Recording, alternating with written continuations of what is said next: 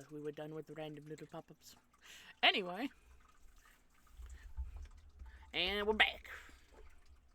Now, don't do that. I'm not reading, again, I'm not reading this all in Carcat's voice. I know canonically Carcat is the one saying all of this. I will destroy my voice if I do that. I'm not doing that. Don't do that. Hop off this ledge onto that car. What? No! That sounds incredibly dangerous. Dun. Now you're just being a pest. Which turnip truck did you just tumble out of anyway? Who are you? Years in the future, but not many. An unsealed tunnel welcomes hot desert air into its strange depths.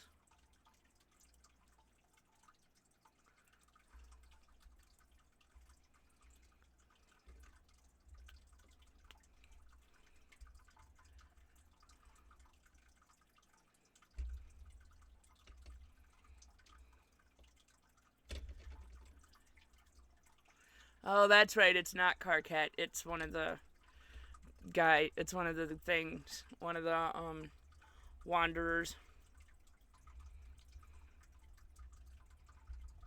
The vagabond, if I recall correctly. It's been a couple years. And I know at some point Carcat is also the one doing this. That's why I thought it was Carcat, because I know at some point Carcat is in fact the one doing this. Yeah, it's the Wayward Vagabond. That makes sense.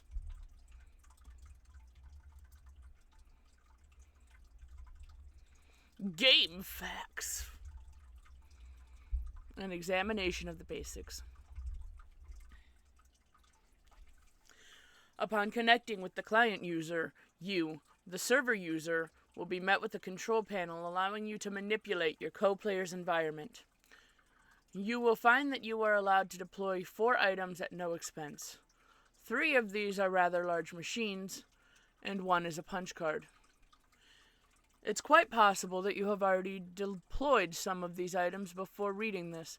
If this is the case, you have activated the machine called the Cruxtruder, such that it displays a countdown.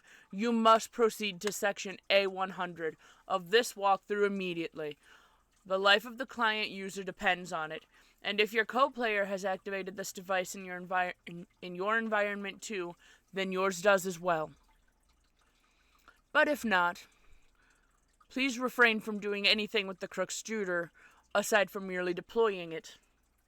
This will buy us some time to think things through properly, and to go over the basics of the game before you find your soft, easily punctured head in the jaws of the lion. As mentioned, there are 4 items to consider. Each plays a role in a process which appears to have a singular purpose: to manufacture objects out of thin air. A sort of alchemy. The designers of this game, judging by the language used, regard this process as a sort of alchemy. This may allude to complexities in the production yet to present themselves.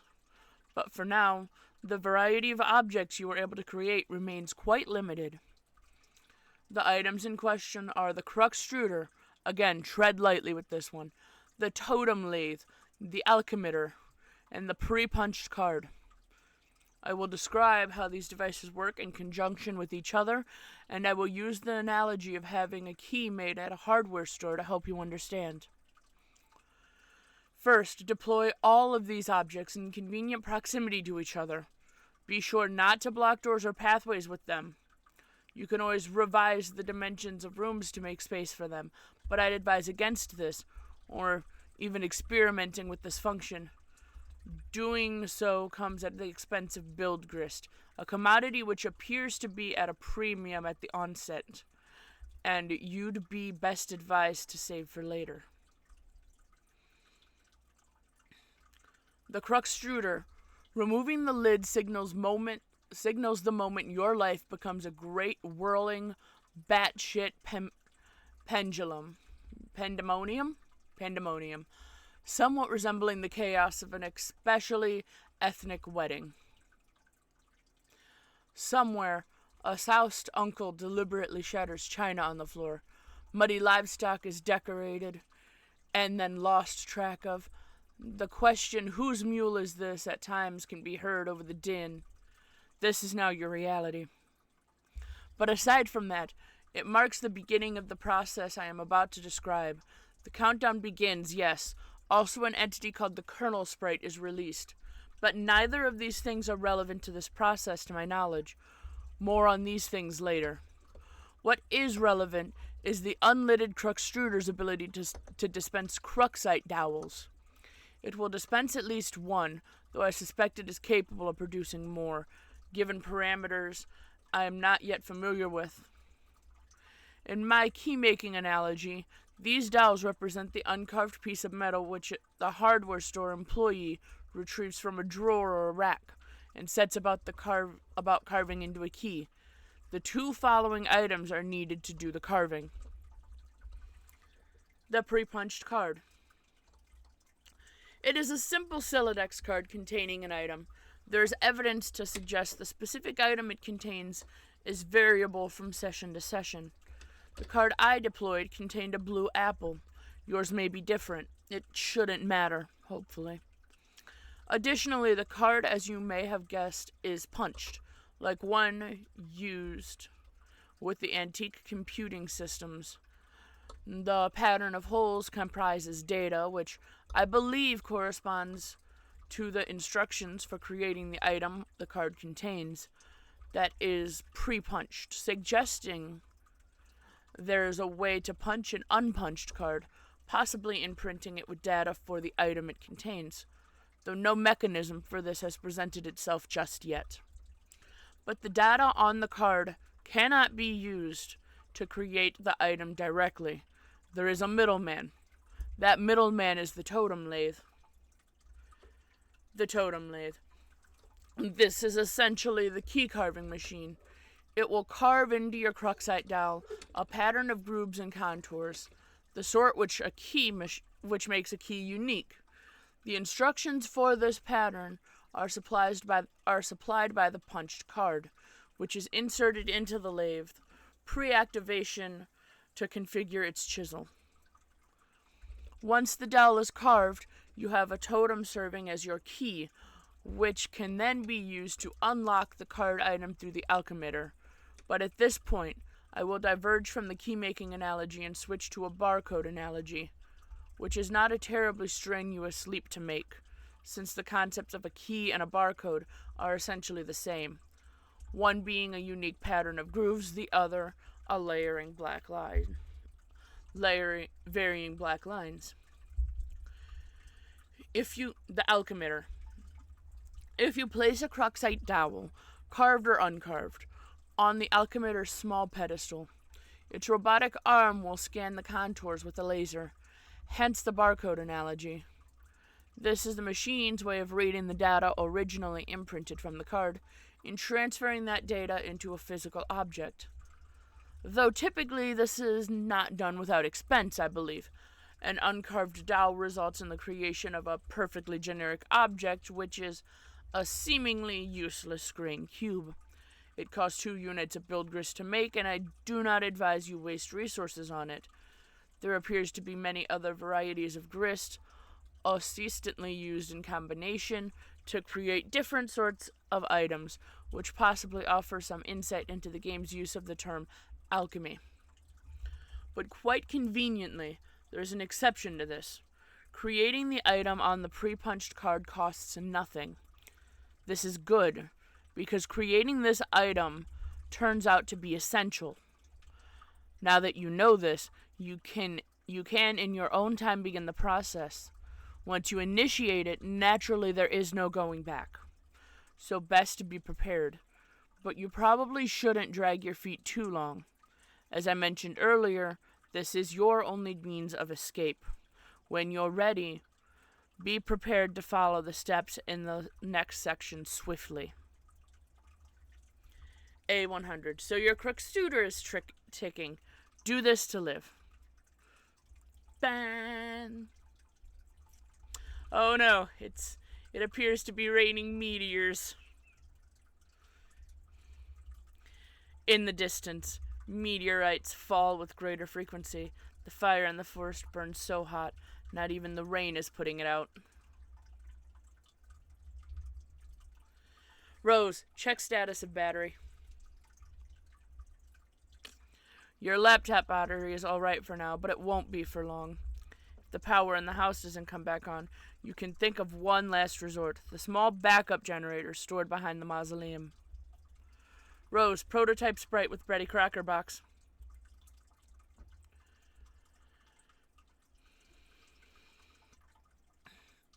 What? Oh man, you're gonna use that? That sucks, that's a stupid idea. We have to hurry along. I'm running low on battery power, but the cake mix, ugh, it's so dumb. I doubt it matters. We might as well just use any old crap lying around. Fine, I guess.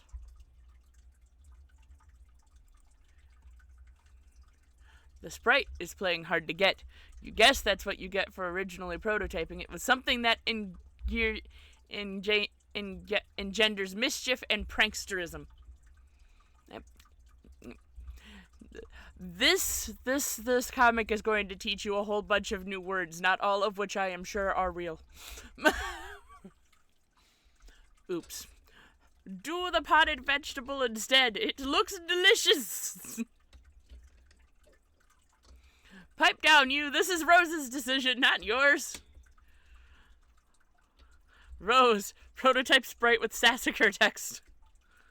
Oh yes, sweet. Now we're talking. See if you can distract it. I'll try to sneak up on it. John, flail about in a distracting manner. The sprite finds the distracting manner in which you flail about to be rather distracting.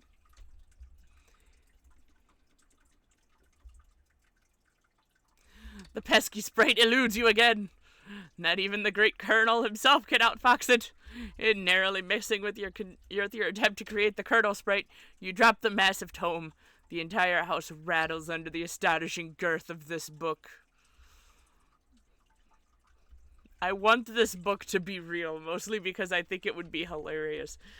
Not even, necessarily as a real book, but, as one of those giant bags that's made to look like a book.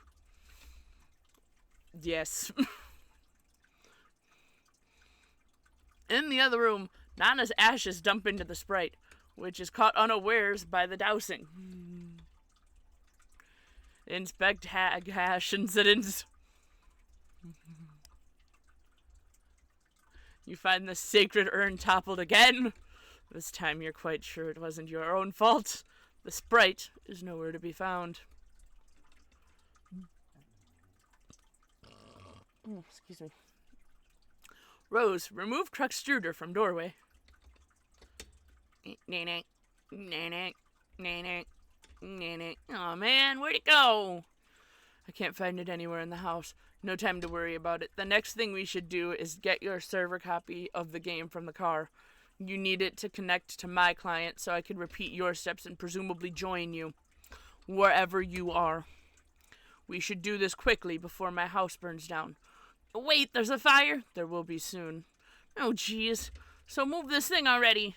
It looks like it requires a lot of grist to move. I don't have enough to relocate the door either. How much do you have? 0.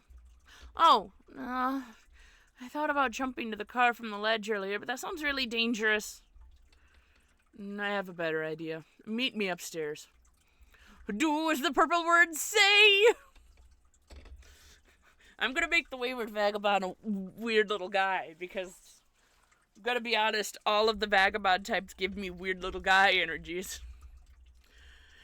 You were about to head upstairs, but you thought you heard something behind you.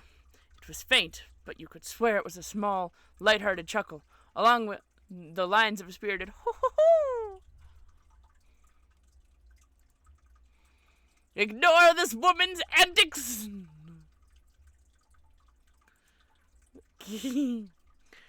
You're not sure you even saw a woman, let alone any of her hypothetical antics. But whatever it was you might have caught a glimpse of, it sure gave you the willies. You head upstairs on your way to the balcony. Your PDA is acting up again, naturally. Indulge the device, but be curt with it.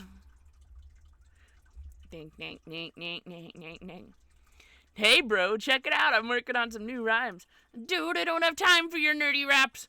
Come on, this is hells of ill. Just listen. It sounds like you don't even believe me that I was about to get blown up. But I really was. But now I'm in some weird dimension that Spurb sent me to or something. And now on top of that, I think I'm being haunted by my dead grandma. Huh. For real? Yeah, it's true, but I'll talk to you later about it. Nah, I think I could drop some sick rhymes about all this. Man, see, I just don't think think all the rapping stuff is really as cool as you think it is. No, this'll be dope. Check it. No, I have to go. Bye. Wait. Armageddon's getting waged on us, but I'm getting armed and dangerous, sending men in space for saving us. See which player's more courageous. Ben or Bruce, dudes reach a truce, put the blow shoots to use and upstuck it. Affleck sacrifice. Sacrifice would have been sacrifice. Fluck it. Bro be stained glass saint up on the cross getting hella Christ plagiarist. Bruce is like off that crucifix. Nuff this fucking flavor fuss. Restraining his ass per Macalate redux, while blasphemy's remaining derangerous. When a plane gone astray pays off of wasted crater us. Ashtrays catering to layers of McCahaney's vague remainder dust. Wait, McCahaney wasn't even in any of those meteor movies, was he? I'll have to make a rap about it. I don't know. Morgan Freeman or something. Being the president, it'll be called Obama Made It so that no one gives a shit about black presidents in movies anymore. So you've got to fill me in on what's going on so I have something to rap about besides all your dumb shit movies.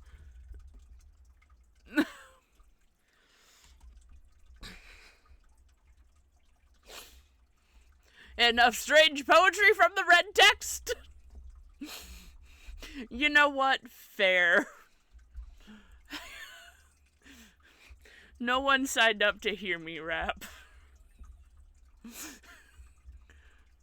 You head to the balcony to find out what Rose had in mind. She is messaging you again.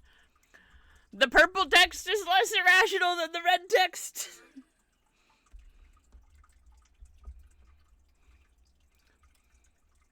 I'm lifting the car up to the balcony.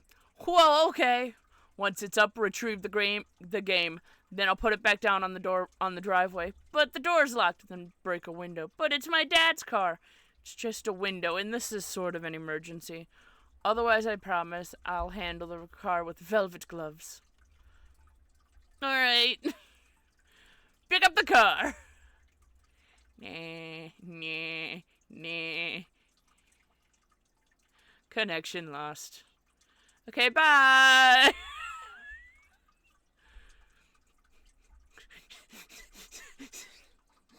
Okay, bye.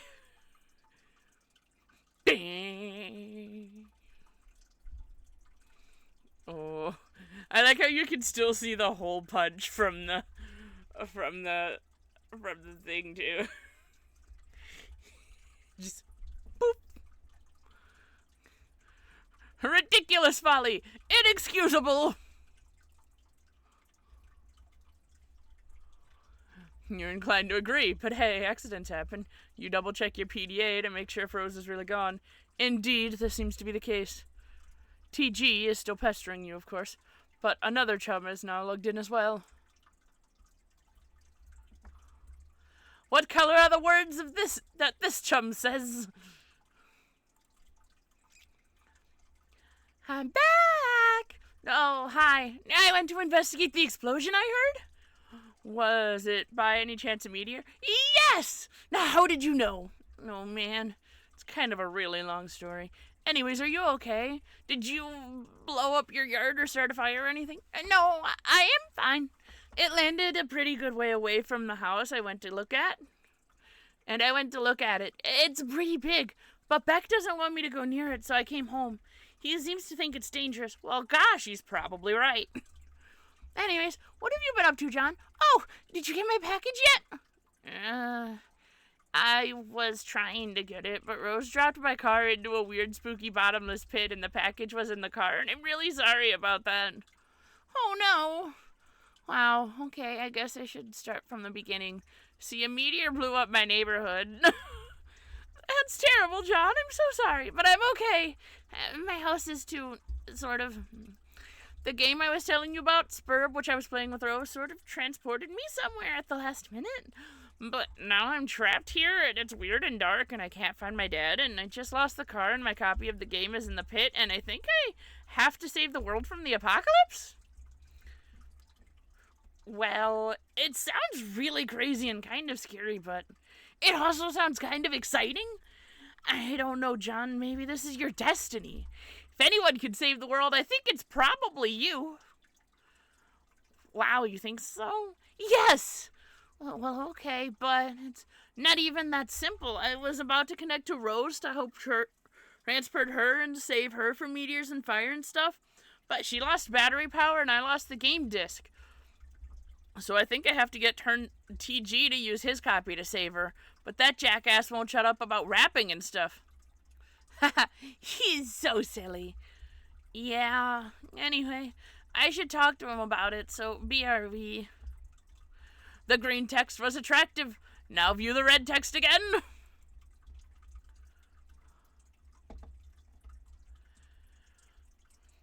When the film crew zooms where the president's at, I'm like, what if that dude's black? I'll eat my hat. Turns out he is, so we're all like, damn, director's got gumption. Like, we'll all flip y'all shit, he ain't shining shoes or something. It's called free emanciation if it's not press election. It's God ascension. And Bruce Almighty, oops, different Bruce from the one I just mentioned. Can't explain to me why this ain't condescension. To think I'll shit a brick, not even he can convey the intention with this quick spun wit. Rather refray all this tension sit on his lap while he whittling a splint. And some guy eyes what he does and patronizes. I guess Negro City's the mother of invention. Stop rapping for a second, you horse's ass. I have something important to talk about. What's up? Rose is in trouble and she needs help. I was going to connect to her with my Spurb copy, but I lost my copy. Okay. Also, she lost battery power. If she can't get back up and running, she'll need someone with the game to get her out of there before her house burns down. So I think you should use your copy of the game to help her. My copy? That's gonna be tough. Why? I lost it. It's a stupid story and I'd rather not talk about it. Shit be embarrassing, yo. I thought you said you had two. Well, yeah, one's my brother's copy. Okay, well then use his. Alright. But he's not gonna be happy about it. Whatever. Also, you might want to read Rose's walkthrough to get up to speed on this. Oh, man. What? Nothing, really. Look, all I'm saying is the girl tends to lay it on kind of thick, you know.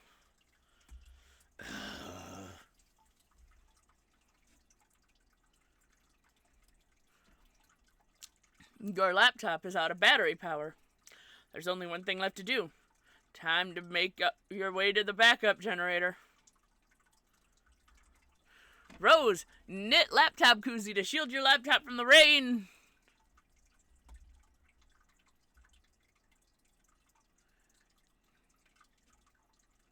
That's very cute.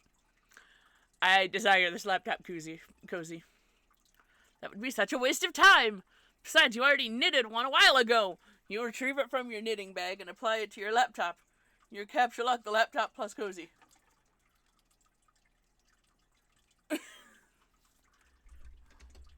Rose, equip grimoire to stripe specimens. That would be incredibly ill-advised. There are some dark forces you just don't want to mess around with. You understand this better than most. You put the book down. Recapture your items.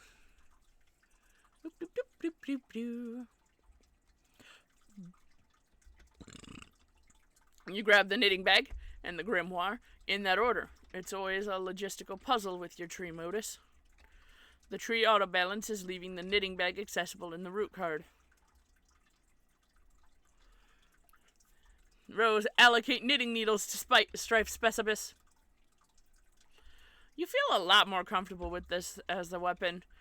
You're so handy with these needles, you feel like you could probably use them to fillet a swordfish.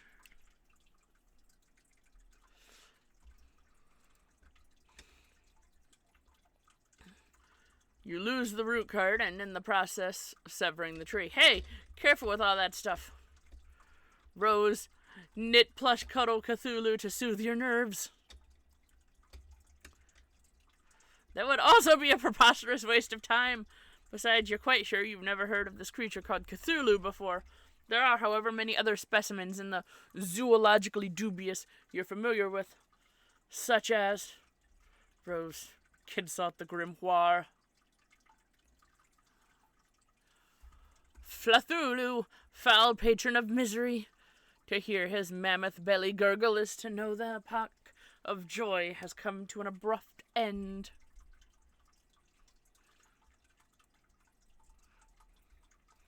And Nurglurglith, shame beast king of grotesquerie, Rye, the lord of the moist beyond hood, hearing his melodious chirps and tongue clickings, causes one's bones to explode.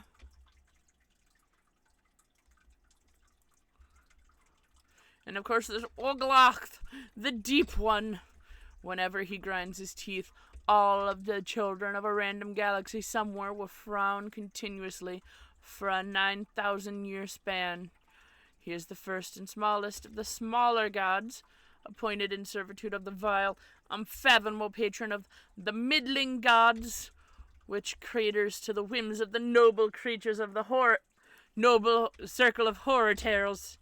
An obscene, omnipotent, and omniscient, omnipotent order of the elite few, forever cloaked in the darkness of the furthest ring.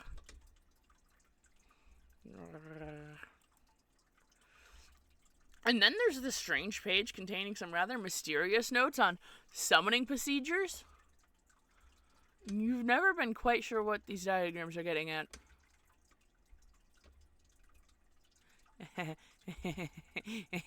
This gets referenced in the video game, I think. At least it kind of vaguely looks like the portal window. Rose, take items and proceed downstairs. You recapture log everything the way you wanted it to appear in the tree and head downstairs. You figure that's enough silly dilly-dallying. Time to get a move on.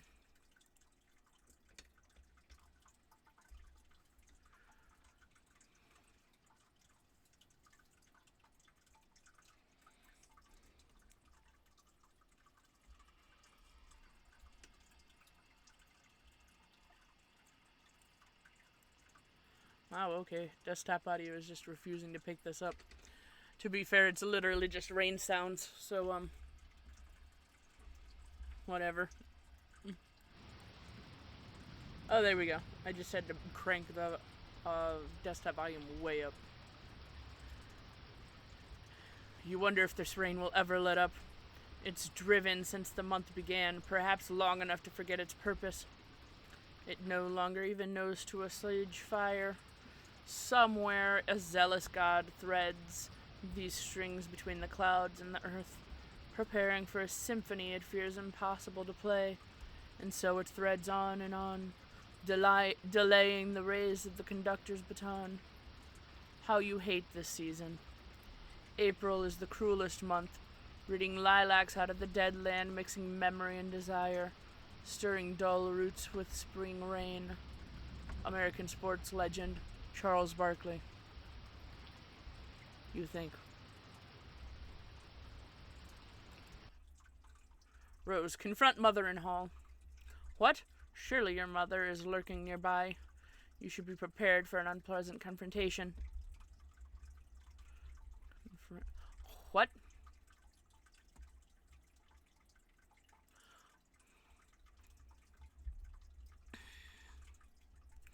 there's this really cool dude, okay? He's standing there being all chill, like cool dudes are known to do sometimes. A cool dude like this probably has a real cool name, but he probably wouldn't just tell you what it is. If you asked. But you probably wouldn't just tell you what it is if you asked. He'd be way too busy for that. Busy being totally sweet. But if you could but you could always try to guess his name. If you were right, he might nod ever so slightly. That's a cool dude's way of letting you know there might just be hope for you yet. And that seems like a good place to call it. I'll be back. Toodaloo.